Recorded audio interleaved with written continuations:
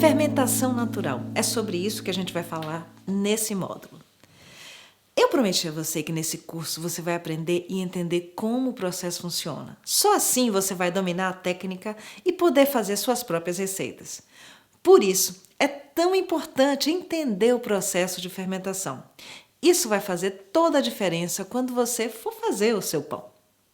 No final desse módulo, você vai saber as vantagens do pão de fermentação natural, o que é fermento, também os princípios básicos de fermentação, além dos fatores que influenciam na fermentação.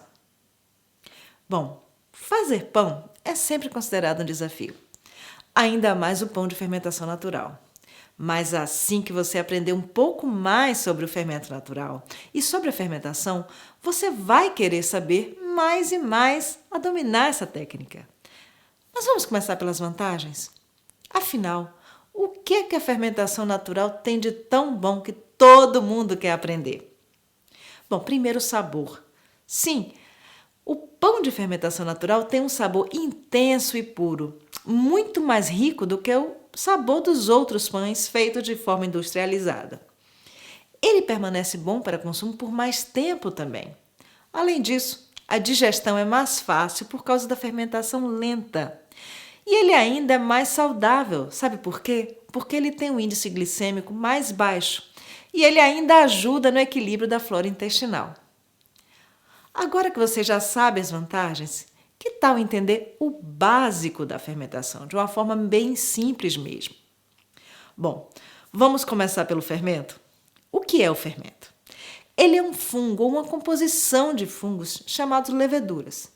E tem um nome meio complicado, mas nada de se assustar, hein? O nome dele é Saccharomyces cerevisiae e é também chamado de fermento selvagem. Ele está em todo lugar. Está no ar da sua casa, em suas roupas, na sua casa mesmo e também no grão do trigo, que é moído para fazer a farinha.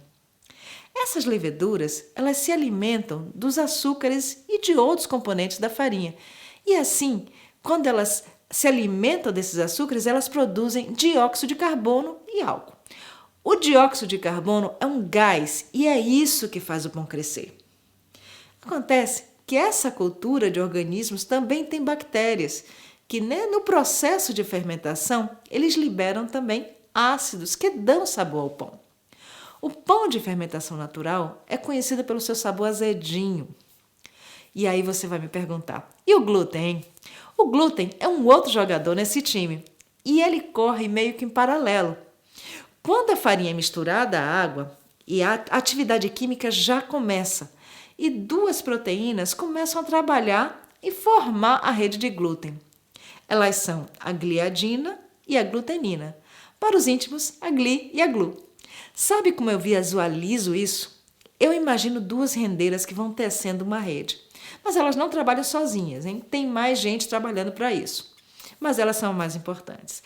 Essa rede de glúten que elas formam dá a estrutura que armazena o gás produzido pelo fermento, ou seja, o dióxido de carbono que eu já falei antes. Mas o que é fermento natural? Ou a isca? Como ele é feito? Com água e farinha. Mais do que isso não é necessário para fazer o seu fermento natural. Quem faz a maior parte do trabalho é a natureza, como eu expliquei antes.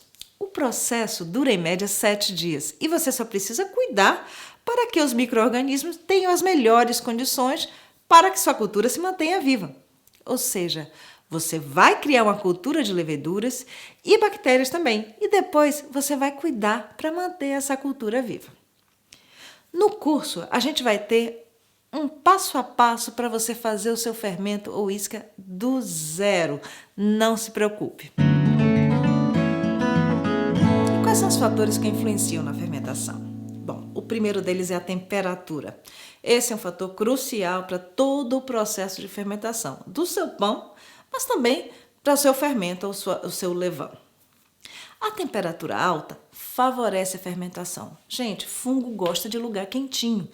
Enquanto a temperatura baixa, também atrasa, ou seja, ele não gosta de temperatura baixa.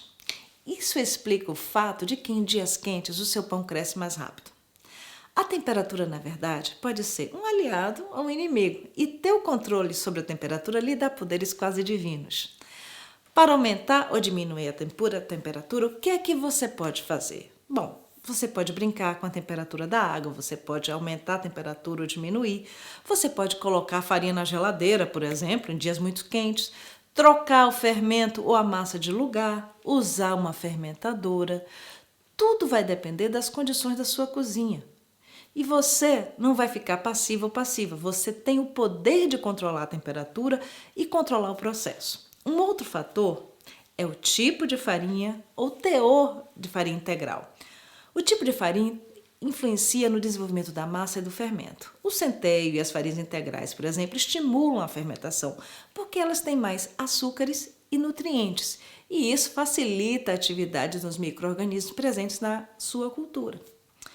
O outro fator que a gente vai falar é água. Quanto mais água estiver presente na sua massa ou no seu fermento, mais rápido acontecerá a fermentação. E a gente passa para o próximo, que é o sal. O sal não mata o fermento, hein? Mas ele retarda, sim, a fermentação. O que, aliás, nem sempre é uma coisa ruim. Tudo depende do que você quer atingir. Pode ser que você esteja num dia muito quente e você queira retardar a fermentação, para que o seu fermento se encaixe no seu planejamento. A função do sal, é bom lembrar, vai além do sabor do pão. Ele dá estrutura à massa do pão. E a gente vai passar para o próximo módulo e eu te vejo lá.